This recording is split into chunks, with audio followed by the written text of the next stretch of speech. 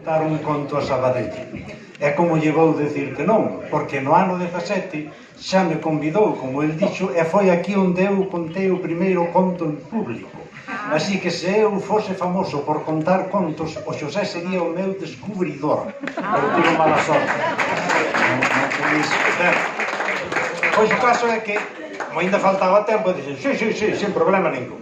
Pero despois fume dando conta que eu todos os contos que sei xa os contei no luar e non vou vir aquí e repetirlos. E dixo a Victoria, non teñas problema que ali sonche todo culturetas e se ven algo do luar a chucizar.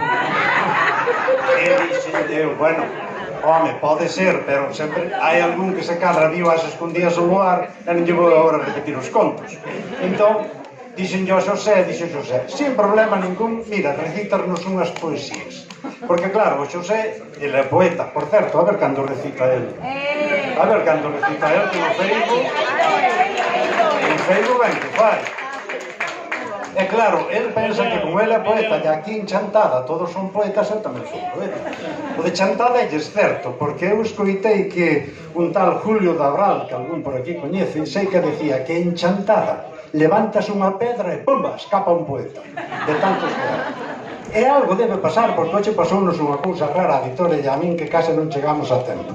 Viñamos de Pontevedra e ao coroar o faro e empezar a baixar, escoitamos no coche xa dentro de Chantada, chaca, que pasou aí? Paramos, miramos, non vimos nada, volvemos subir, volvemos a rincar, chaca. Esto, paramos, chamamos ao seguro, non plisplas, estaba ali un guindastre. Un señor dixo que viña de Lalín, traía ainda os carbadentes así dun lado e o ollo de chuscado do outro. E dixo, que pasa, jefe? Bueno, pois mire, isto creo que xa sei de que é, porque aquí en Chantada xa hai tempo que temos máis incidentes de poesía que a de jabalís e corzos xuntos. Porque mire, estes poetas, como están moi ocupados, sempre van de copilotos. Entón van escribindo, non lles gusta, pumba, tiran un papel. E claro, eses papeles son moi duros da poesía, métense debaixo do coche, vamos mirar a ver que pasou no seu. Xa trae aquí a ferramenta. Foi ao coche, sacou unhas destas pinzas do churrasco, largas, meteuse debaixo do coche, sen sacar os carbadentes, por certo. Meteuse do coche, mirou, sacou un papel e dixo, isto non é problema ningún, a ver.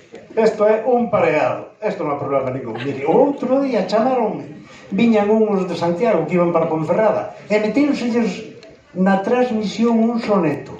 Non se imagina.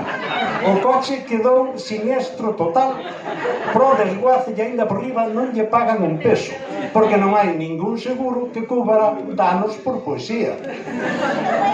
Claro, entón dixen eu, bueno, pois vou ter logo que facer unhas poesías. E puxenme, pero o primeiro problema que tiña é como asino eu esas poesías, que non me dispoño. Porque eu teño 68 anos e ainda non sei como me chamo, mas ben non sei como me chamo, porque mire, eu nací un día 20 de abril. E ao día seguinte, como era moi delicado, xa me foron bautizar a cartelos e puxeronme Ángel Benigno, por dous tíos curas. Pero meu pai non foi a Castro hasta o día 29, que era a feira, debeu ir a sentarme despois do comer o pulpo, porque puxo que nacera o 28 e só lo puxo Ángel. O menino esqueceulle. Sei que ao chegar a casa levou unha boa, porque Ángel sempre te esquece, Juan esqueces todo, non sei que máis. Eu sei por que o esqueceu. Para evitar que os outros nenos me chamasen Ángel Maligno ou simplemente Maligno. Pero claro, é que na familia xa tiña o Ángel que era o cura da Barrera, o Angelito que era o cura do Incio. Entón, que quedaba para min? As avós sempre teñen para todo. Puxeronme Angelitiño. E pasei a ser o Angelitiño na familia. Bueno, meus irmáns ás veces, para fastidiarme, chamábanme Anxelón, que é o contrario. Pero aos 5 anos fun vivir a Cervela con outro tío cura, e ali non había ningún ángel, e entón ali pasei a ser Angelito, xa non cambiaron. Hasta os 11 anos. Os 11 anos marchei para o seminario, e ao chegar ao seminario, claro, ali o que funciona é o bautismo. Entón volvín recuperar o Ángel Benigno. Ángel Benigno González Guerra. Pero para os compañeiros era o Guerra, porque ademais éramos González Guerra e González Paz, e sentábamos sempre xuntos. Guerra e Paz, e decían os curas, salgan al encerado Guerra e Paz. E lá vamos os dois. E claro, non durou moito, porque creo que no segundo ano engordei moito, e debía ser así moi pesado que me empezaron a chamar Trator. Trator pa aquí, pero tampouco durou moito, porque se puxeron de moda uns cómics que había de hazañas bélicas, que era Gorila. E resulta que o o soldado americano era o sarxento gorila, que era así como a min, regordote con flequillo. E logo había un que era o cabolón, chamado Larguirucho. E había ali outro compañeiro que era un pouco máis alto, entón pasamos a ser eu o gorila e o de Moneixas o Larguirucho. Nós podíamos enfadarnos, pero por daquelas ainda non se inventara isto do acoso, pois nós consideramos os dous heróis. Andábamos felices, pero tampouco durou moito, porque a religión verdadeira no seminario non era de Noso Señor, era o fútbol. E eu no fútbol era o peorciño de todo. Entón, como me querían, me puxeronme de adestrador. E o adestrador máis famoso entón era o do Real Madrid, Miguel Muñoz, o cal eu perdí o de gorila e pasei a ser Muñoz, ou tamén Miguel. Bueno, a cousa foi que me saí do seminario. Eu non me saí porque me botaran, non, eu saíme pola cuestión da vocación que a perdí, porque xa nos decían os curas: la vocación es como una delicada flor que hay que regar todos los días. Que non tiña nin regadeira, non me sigo. Tuvo que acabarse aí.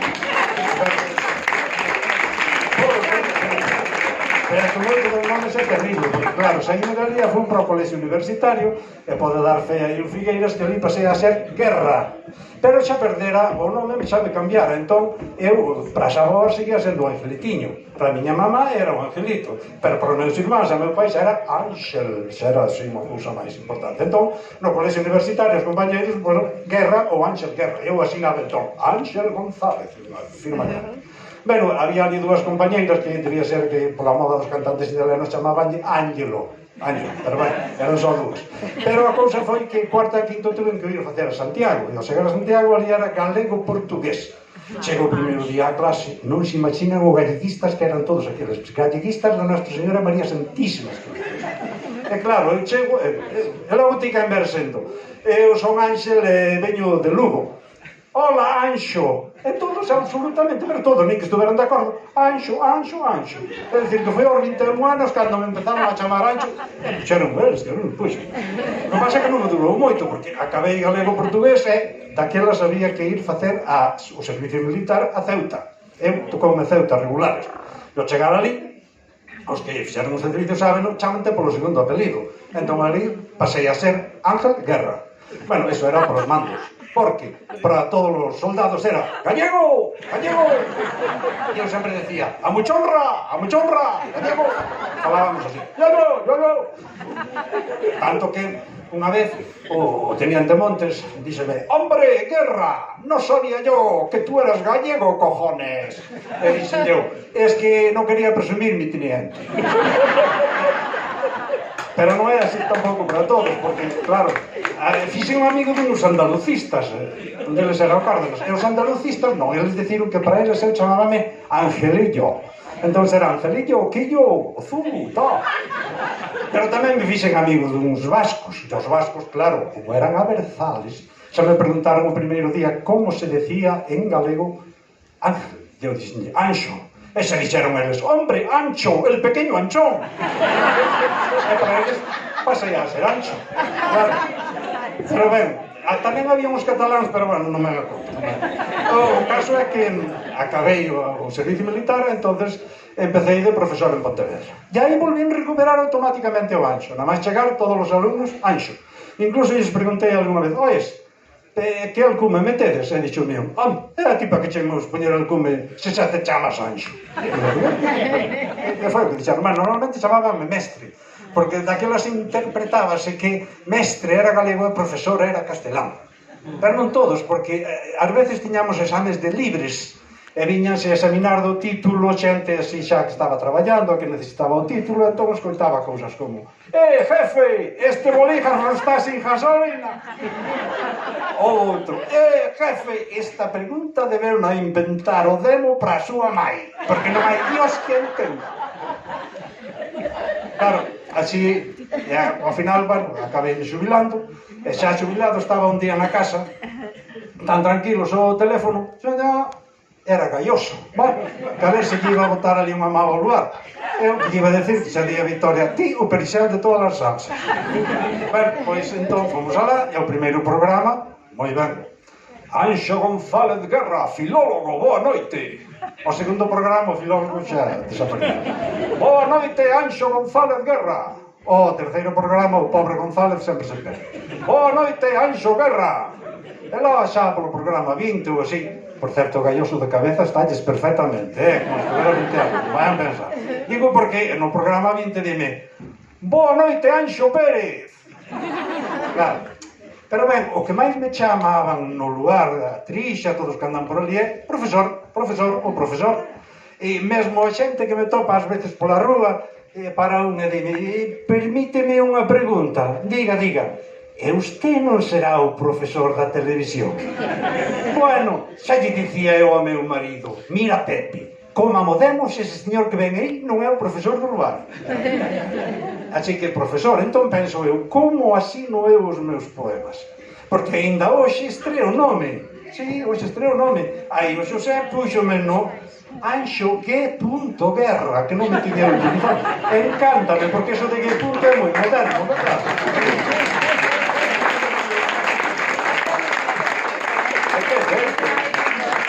Claro, entón penso eu, como asino? Podo asinar o profesor, que me conecen centos de miles de persoas que nunca leen poesía, por certo. E ademais, profesores hai moitos. Entón non dei chegado a acordo ningún porque vai ver tinda como me chaman mañá. Entón dixen, bueno, vou poñer a facer as poesías. Puxenme a facer as poesías, pero non me saía nada. Mire, eu cambiaba todos os programas do lugar. E xa non digo a miña participación nese documental A Verba Viva que puxeron ante Taboada, tan bonito. Cambiábamos por levantarme unha mañá e ao levantarme, cando me deitase a noite, tivera feito un terceto. Xa non digo un cuarteto, un terceto. Pero é que non me inspira nada. Porque, claro, eu non son de Chantada. É certo que na nosa familia tiñamos un prado en Burgás, e Burgás xa pertence ao concello de Chantada, pero eu non fui para Carvacas para ali, non... Claro, non inspira, porque Carballedo, os de Carballedo non somos, home, está aí hai algo que fai moi boas poesías, pero Carballedo temos que ser pintores, o Randolph, non digamos escultores, ou buciños, actrices, a Maruxa Villanueva e agora a María Vázquez, que é a Maia da Barrela. Bueno, perdón, si temos un moi bon poeta en Trasar, que está aí a familia, que era o Melucho, do meu tempo, Emilio Álvarez González, 2 libros de poesía, e ten entrada na Wikipedia porque lla fixen eu, e ese si era poeta. E máis, eu diría que era, como o noso Paco Ledo, que non sei se anda por aí, un poeta labrego. Ele era máis que eso, era un poeta de vacas, un poeta de prados, porque escribía a poesía cando ia cas vacas pro prado dos Currás. Levaba unha libretiña, e como nós extremábamos, líalle as poesías a miña nai e sempre lles aplaudía moito. Dicía que estaba moi ben. E un día beiraron as vacas e perdeu a libreta, que atopou miña nai meses despois. E deu-me a min e díxome: ti has saber que facer con esta libreta. Toma, váyase si, teño a na caixa forte, xunto co poema Letanía de Galicia de Uxío Novoneira, escrito por el, dedicado e asinado. Pero é que o Emilio si tiña inspiración que é o que non teño eu. Mire, unha vez en Trasar decidimos, vamos camiñando á festa ao San Lucas. Ningún sabía o camiño, pero fomos guiando polas bombas, tanto polo pum como polo fumo. E ao cruzar a Nicolas Veigas, que hai moitos regatos, había un regato, e o Emilio, familia, atendede, parouse, mirou para a auga, puxo voz diferente e dixo: pequeño riachuelo de aguas cristalinas, ¿a dónde vas? Oh, eso é inspiración, é o que eu non teño.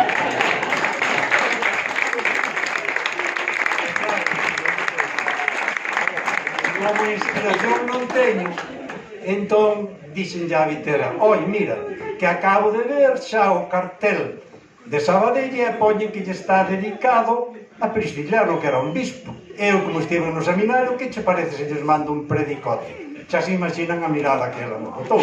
Pero é que, claro, predicar, éxito seguro, porque o cura predica e o público todos calados, non fan ninguna pregunta, está malísimamente mirado, mal visto mirar o móvil.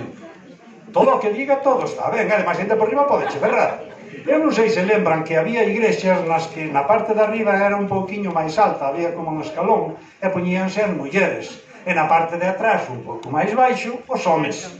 E un día o Pepe e o Manolo, para encabrear ao don Casimiro, meteronse no medio das mulleres.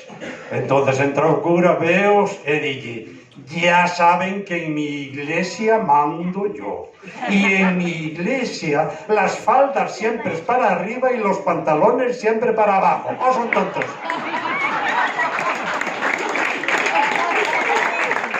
Claro. Así que eu quero predica, pero visto que o do predicote tampouco iba para diante, entón díxome a Vitoria: ti o que faz ben, que o ter feito moitas veces é recitar. Por que non escolles uns poemas de poetas de Chantada e lle los recitas? Vin o ceo aberto. Pero puxenme, claro, hai tantísimo poeta en Chantada que ainda por riba a cala escollo, porque claro, despois tópome con unha prazuela non nos collen e torce a vista, o outro bloqueame no Facebook. Entón pensei, bueno, o que mellor podo facer é coller os poemas de Xoán de Riqueixo, que falase moito del, pero a xente non nos coñece, e recítollos. Xa está, metinos no móvil, pero que pasou? Que cando viñamos á tarde ao meterme debaixo do coche, caeron as gafas e romperonme. E eu ainda vexo menos carrocha. Así que non podo lerlos, isto é realmente un fracaso político. Eu direilles que co Xosé, eu co Xosé quedo ben, porque o Xosé dixenche que viña e viñen. Con ustedes non tanto, pero mire, é verdade que tampouco me levan moita lástima, porque están aquí todos de gorra, sin pagar un pago. A ver,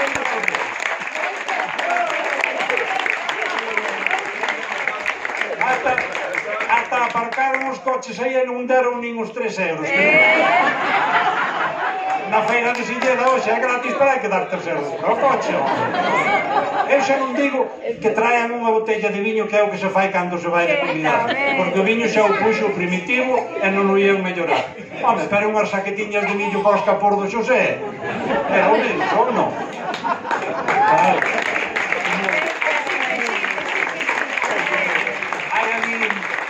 Había un señor en Carballedo, en Paz Estea, que cando algo lle salía mal, decía: hai que foderse e llamar a Dios. Pois o mesmo pasa a mí. E non aplaudan, garden os aplausos que ven agora un artista que se nos canta eso de na aldea, ele así que vai merecer os aplausos. Moitas gracias.